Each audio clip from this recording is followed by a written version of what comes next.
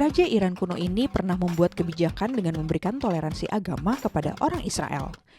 Ia mengizinkan orang Israel kembali ke Yerusalem untuk membangun rumah Tuhan. Seperti apa kisahnya? Saksikan fakta Alkitab berikut ini.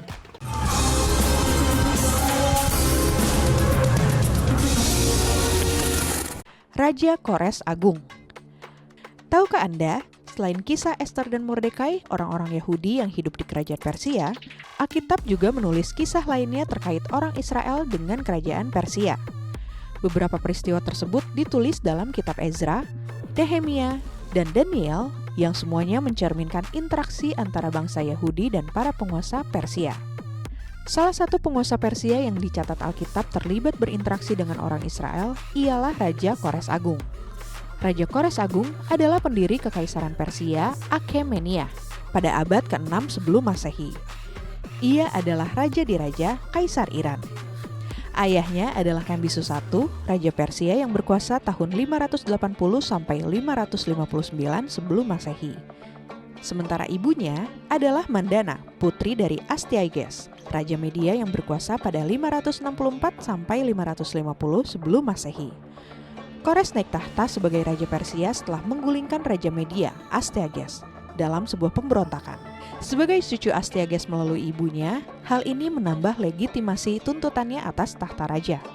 Kores adalah seorang pemimpin yang visioner dan strategis. Ia dikenal karena kebijakan toleransinya terhadap keberagaman etnik dan agama di kekaisarannya.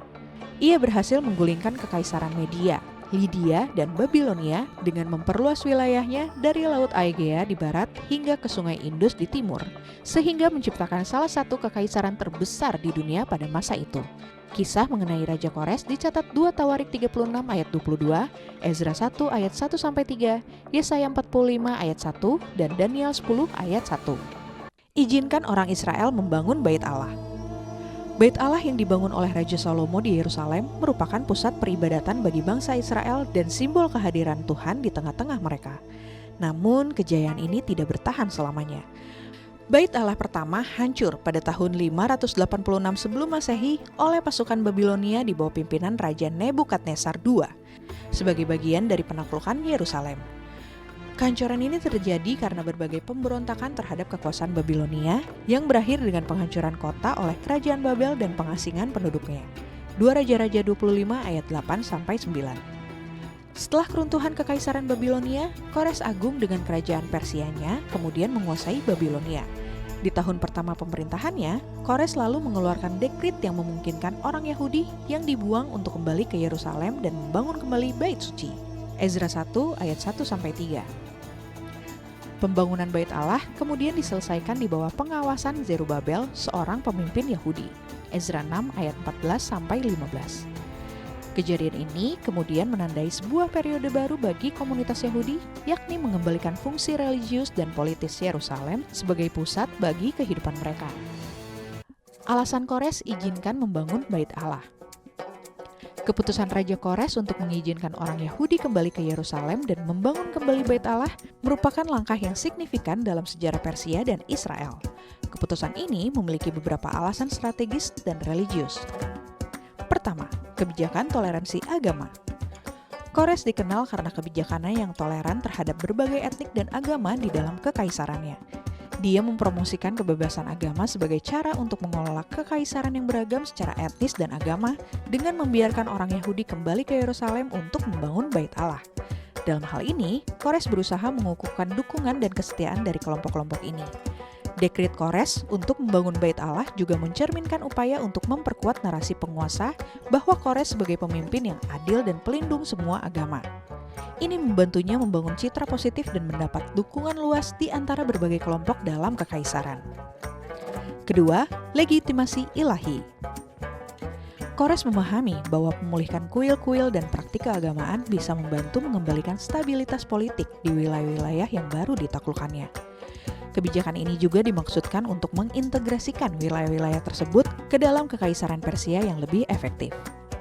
Kores sering mengklaim bahwa kekuasaannya didukung oleh dewa-dewa bangsa yang ditaklukkannya, termasuk Yahweh, Tuhan orang Yahudi. Dalam dekrit yang dicatat dalam kitab Ezra, Kores menyatakan bahwa Yahweh telah memerintahkannya untuk membangun kembali Bait Allah di Yerusalem. Ezra 1 ayat 2. Klaim ini tidak hanya meningkatkan citranya sebagai penguasa yang diilhami secara ilahi, tetapi juga memperkuat legitimasi kekuasaannya di mata suku bangsa yang beragam di wilayah kekuasaannya. Ketiga, strategi politik perkuat perbatasan. Mengembalikan orang-orang Yahudi ke Yerusalem dan mendukung pembangunan kembali Bait Allah merupakan bagian dari strategi lebih besar Kores untuk memperkuat perbatasan di sebelah barat kekaisarannya. Yerusalem berada di lokasi strategis yang penting dan memiliki populasi yang loyal kepada Persia.